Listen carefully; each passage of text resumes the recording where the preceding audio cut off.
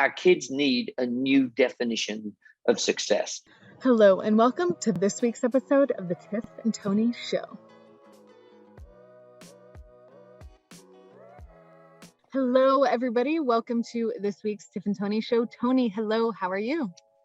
I am very well, thank you. And good morning to you, Tiffany. How's everything going with you? Good. I am enjoying my time near the river. Yeah, I can see that. And I'm very jealous about your background and everything that you get to enjoy there. Still, it's very nice, cool in my little home office here. So I'm having fun. It is a lovely home office you have. Yes, thank you very much. So I've got a question for you today, Tiffany. What is your definition of success? That's a good question. And I know that we have covered this here on the Tiff and Tony Show before, and that's okay because we know that it's good to talk about success and what it means often, and that our definition of success can change over time. So what I'm going to talk about today might be a little bit different than what I talked about back in April. I know for me, it's really important to have some internal components that really guide me. And so that would be me being healthy emotionally. And I think success in that way means me on a daily pursuit to stay healthy, whether that's emotionally, mentally, physically, and all of that takes work. So it's effort and it's how I know whether or not I'm doing well. If I can go through an assessment, an internal assessment, and say, oh man, like I've really been struggling in this area and I really haven't been working hard to kind of like remedy that, then maybe I'm not doing so well. Or, you know, maybe if I've been feeling really at peace and really rested, then maybe that means I am doing well. So that kind of helps guide me to know, okay, how am I doing? Am I succeeding in life right now? So same question to you, Tony. How do you define success? By the way, fantastic definition of success because it's yours, you own it. And by doing that, that means you can reassess every day what's going on. And the reason I brought this subject up right now is because I'm looking at society's definition and what that has for us for success.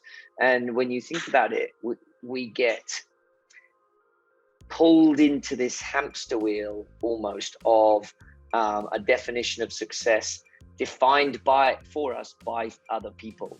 And it means that we've got to sacrifice lots of stuff. We've got to go out there and work really hard. We've got to earn lots of money. We've got to buy a big house. We've got to drive a nice car.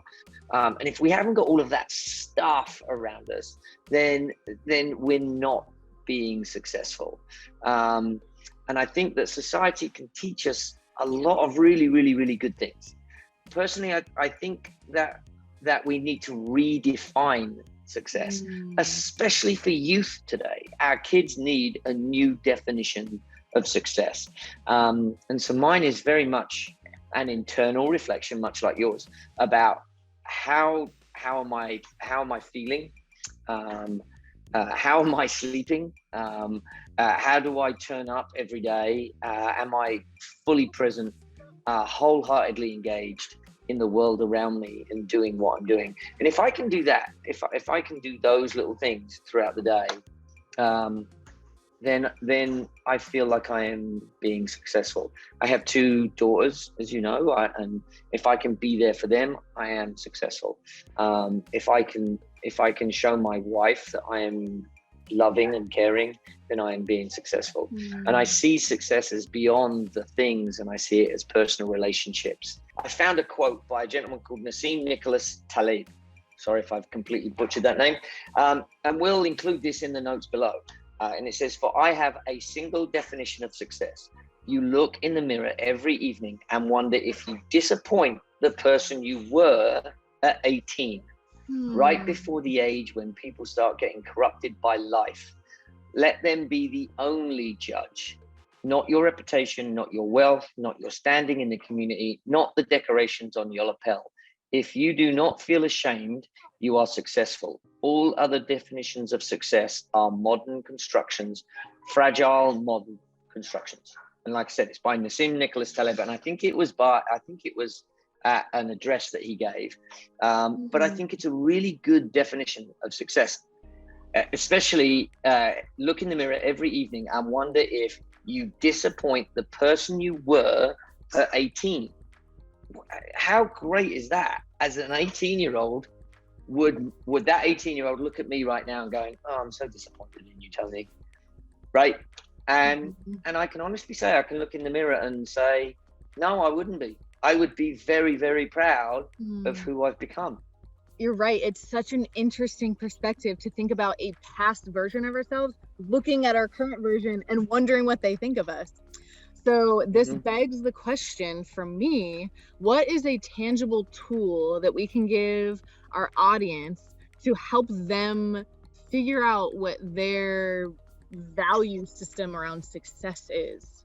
So that's a really good question. And we've talked about this on Tiff and Tony's show before, about time travel, about going back in time and figuring out what our old previous self would say to us, and then potentially going to our future self and say, what would our future self say to us? And I think we can use that as a tool to create a definition of success.